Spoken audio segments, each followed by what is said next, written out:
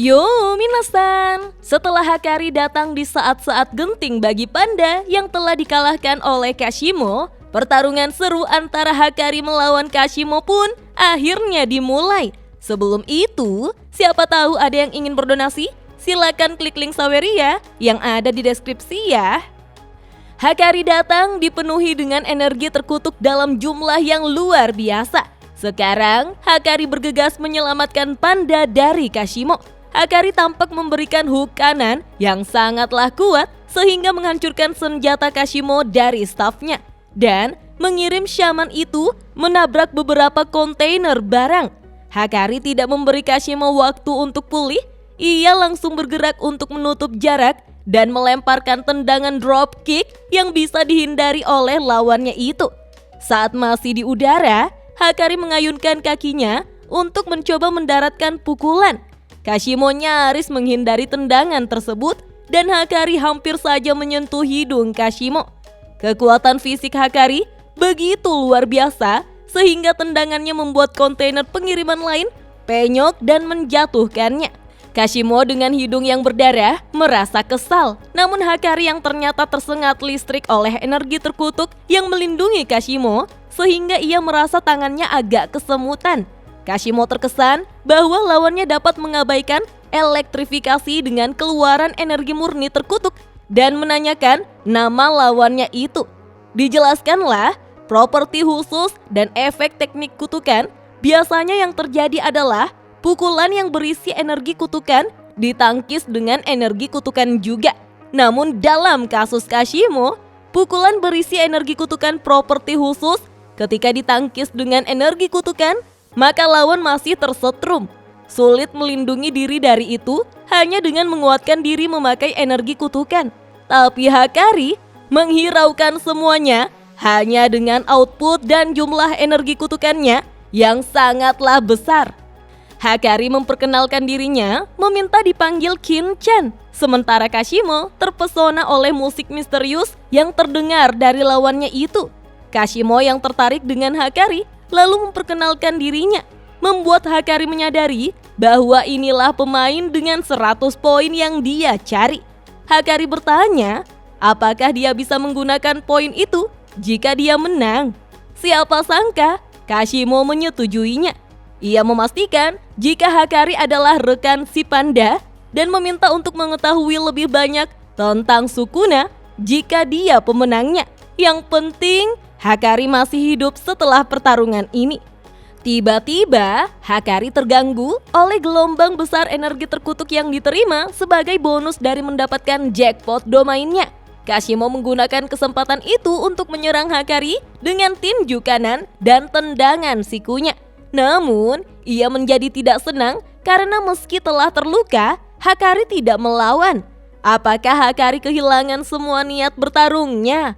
Saat Kashimo mulai memberitahu Hakari untuk tidak mengecewakannya, Hakari lantas menyerang dengan pukulan kanan yang sangat tiba-tiba ke rahang Kashimo. Saking kuatnya, membuat Kashimo sampai terbang minasan. Setelah berpose, Hakari melanjutkan dengan serangan lutut terbang yang membuat Kashimo mengakui lawannya tidak buruk. Kashimo mendapatkan kembali keseimbangannya dan meraih kaki yang ditendang Hakari untuk melakukan serangan balik dengan siku berputar. Hakari menahan serangan tersebut dan memaksa Kashimo melepaskan cengkramannya dengan menghantam tanah di bawah kaki mereka.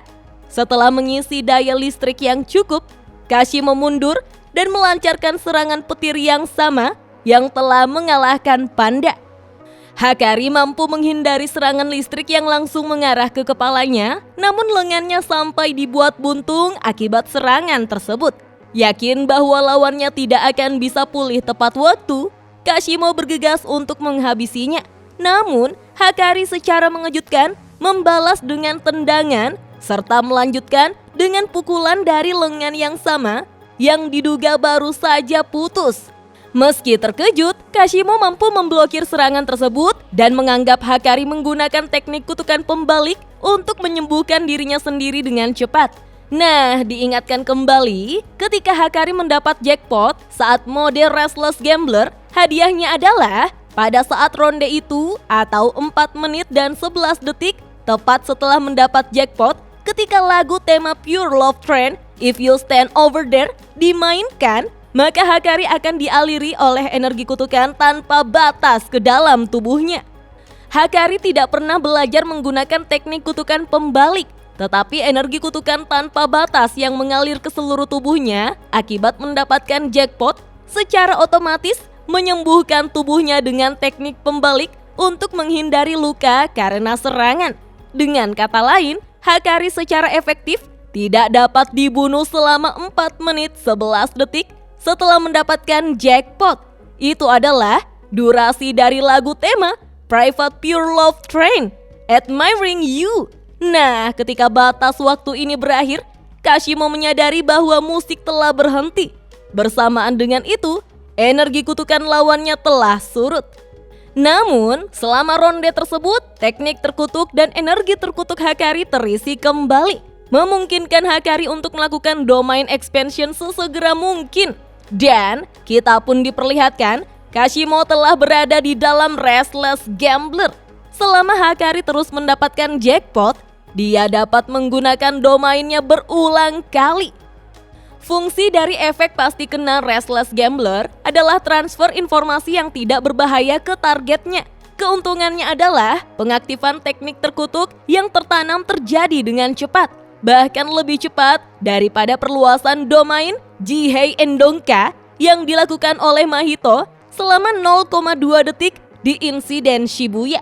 Domain tersebut memberitahu Kashimo tentang peraturannya bahkan lebih cepat daripada dia menyerah dalam menggunakan Hollow Wicker Basket untuk melindungi dirinya sendiri. Dengan informasi yang baru ditemukan ini, Kashimo menyadari bahwa Hakari diberikan energi terkutuk yang tidak terbatas karena mendapatkan jackpot ketika dia mengaktifkan domain expansion-nya sebelumnya. Dia juga menyadari bahwa dengan menyusun 3 simbol bernomor ganjil, Hakari akan meningkatkan kemungkinan pada putaran ini dan kemungkinan besar akan mendapatkan jackpot lainnya. Kashimo tampak menyukai tantangan ini dan memuji Hakari yang telah melakukannya dengan baik sejauh ini. Hakari bertanya kepada Kashimo, bagaimana dengan Kashimo sendiri? Kashimo menolak ejekan tersebut karena lawannya tidak lagi dalam kondisi tidak bisa dibunuh. Hakari membalas dengan menyatakan bahwa kehidupan berjudi selalu membawa resiko, membuat Kashimo bertanya-tanya apakah lawannya dapat mempertahankan pola pikir yang sama ketika dia mati. Dengan cepat, Kashimo memulai serangannya.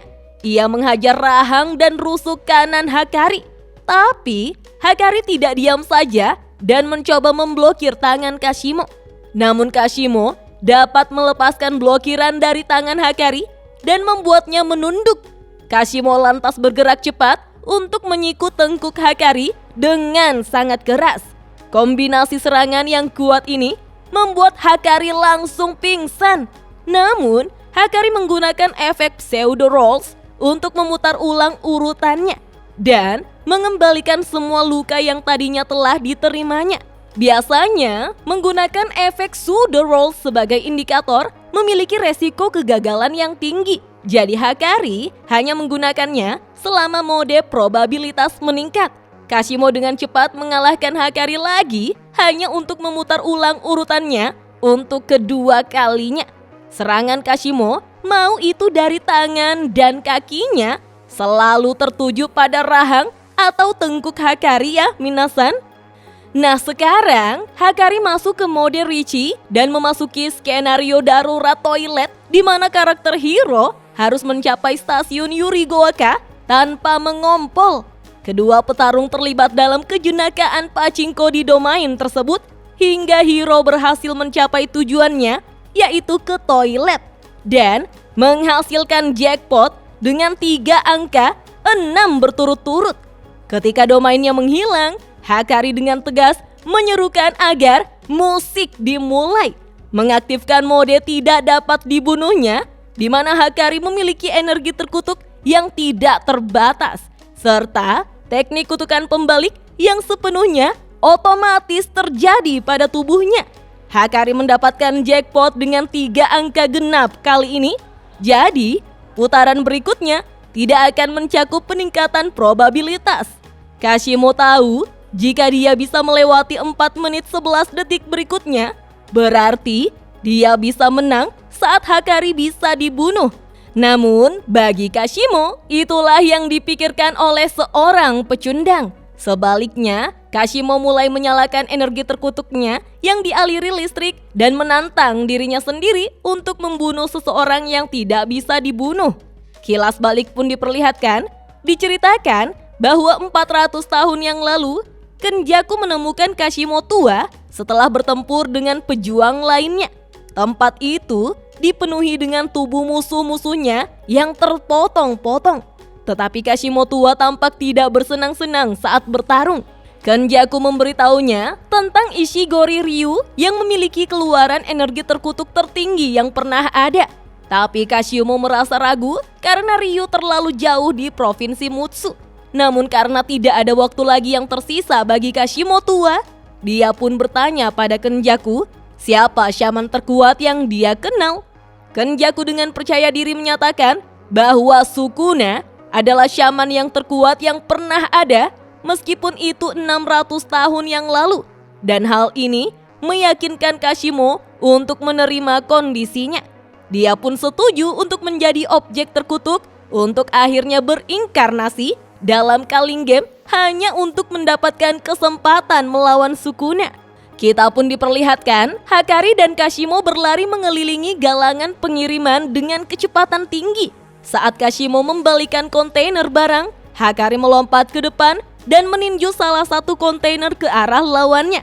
Kashimo berhenti dan memukulnya kembali dengan kekuatan yang sama, menyebabkan keduanya memukul peti besar itu bolak-balik hingga benar-benar rata dengan kekuatan manusia super mereka.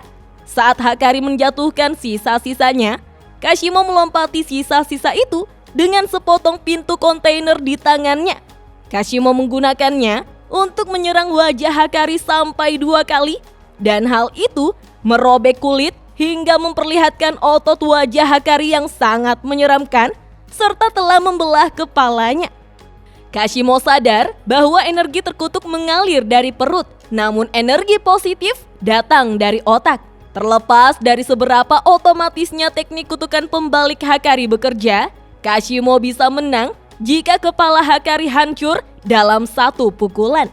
Kashimo pun memfokuskan petirnya untuk membuat kepala Hakari meledak. Ketika wajah Hakari dengan cepat sembuh, di saat yang sama Kashimo telah melanjutkan serangannya dengan menembakkan sambaran petir ke kepalanya. Hakari dibuat sadar betapa dekatnya dirinya dengan kematian. Tetapi dia bertindak cepat untuk menyembuhkan pada saat yang sama ketika dia dihancurkan. Sambil menyembuhkan otaknya yang rusak, Hakari mengeluarkan energi kutukan dari hidungnya. Bersemangat karena dia selamat dari serangan itu, Hakari mengejek Kashimo karena hampir membunuhnya.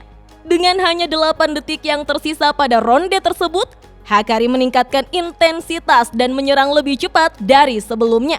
Semua pukulannya mendarat sampai melukai Kashimo. Hakari memperkirakan pasti ada kondisi seperti syarat untuk ledakan petir Kashimo. Hakari beranggapan bahwa Kashimo tidak akan segera menggunakannya lagi. Hakari dengan ceroboh melancarkan serangannya dan mencoba untuk mengalahkan Kashimo sepenuhnya tanpa takut mengorbankan tubuh abadinya. Awalnya, Hakari meninju hidung Kashimo, kemudian menghilang, tapi dengan cepat ia datang kembali untuk menyikut tangan Kashimo dan mengunci tubuhnya untuk dilanjutkan dengan serangan siku ke dada Kashimo.